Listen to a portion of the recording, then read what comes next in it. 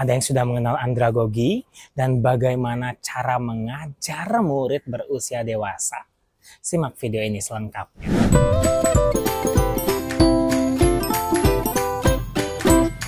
Bismillahirrahmanirrahim. Assalamualaikum warahmatullahi wabarakatuh.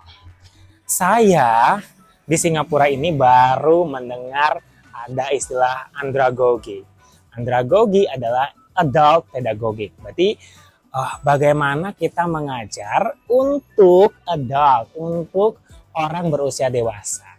Dan adult ini dikategorikan adalah murid yang berusia di atas 18 tahun. Begitu ya. Berarti otomatis yang kita ajari adalah minimal dari mahasiswa. Bisa mahasiswa S1, S2, S3 ataupun misalnya guru-guru rekan kerja kita, ya kan? Pimpinan-pimpinan kita juga bisa jadi murid-murid kita kalau misalnya kita sedang ada dalam workshop ataupun training seperti itu ya. Jadi kita harus bisa menyesuaikan bagaimana cara mengajar kepada murid berusia tersebut. Karena akan jauh berbeda dengan mengajar kepada murid dengan berusia sekolah, SD, SMP, SMA seperti itu ya. Nah, ada teori dari Gignac, ada 9 instruksi ataupun 9 cara dan juga langkah untuk bisa mengajar murid berusia dewasa. Kita mulai dengan yang pertama, yaitu ada namanya gaining attention. Pasti sudah pada tahu ya, kita sebagai guru pasti sudah punya banyak sekali ice breaking dan juga energizer. Untuk yang learners saja itu penting, apalagi untuk adult learners ataupun murid berusia dewasa. Jadi kita harus sudah banyak mempersiapkan energizer di setiap pertemuan lah. Atau bahkan kalau lagi mumet, lagi bosan murid-muridnya, kita bisa pakai ya ice breaking dan juga energizer tersebut. Setelah gaining attention, kita berikan yang namanya providing the learning outcome ataupun learning objectives. Pastikan murid-murid adult tersebut tahu tujuan pembelajaran pada hari tersebut. Setelah mereka tahu tujuan pembelajarannya, kita berikan stimulus pertama. Ini penting karena biar mereka itu pada saat masuk ke pembelajaran, mereka itu tidak langsung kaget dengan pembelajaran yang mungkin akan sangat serius, akan sangat berat buat mereka. Langkah keempat yaitu providing learning guidance. Berikan setiap stepnya kepada adult learners tersebut agar mereka tahu pembelajaran tersebut mau dibawa ke mana. Setelah itu masuk ke pembelajaran utama, berikan kembali di langkah kelima yaitu stimulus yang kedua agar mereka itu tetap konsisten, tetap seimbang dalam melaksanakan pembelajarannya.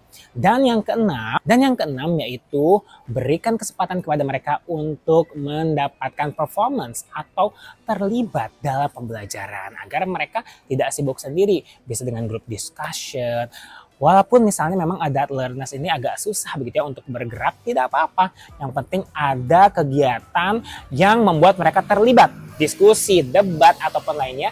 Yang penting mereka terlibat, tidak usah harus yang bersifat bergerak.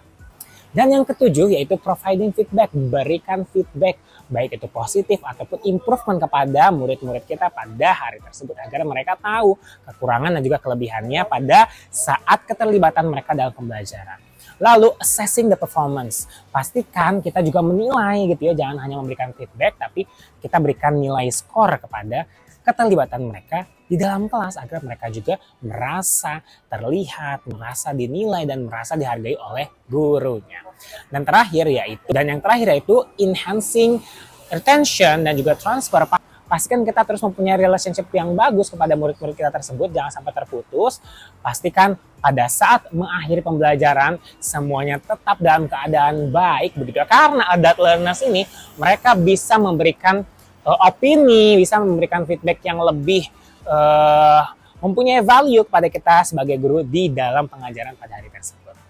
Demikian begitu ya terkait dengan adult learners dan juga cara mengajar murid berusia dewasa menggunakan teori dari Gignac. Ada 9 instructions ya yang tadi sudah disampaikan. Mudah-mudahan andragogi kita semakin meningkat dan terus kita mau belajar kepada metode-metode baru dan juga nilai-nilai baru dalam pengajaran agar kita jadi guru yang lebih baik dan terus belajar sampai kapanpun. Terima kasih sudah menonton video ini. Kita bertemu lagi di video selanjutnya. Assalamualaikum warahmatullahi wabarakatuh.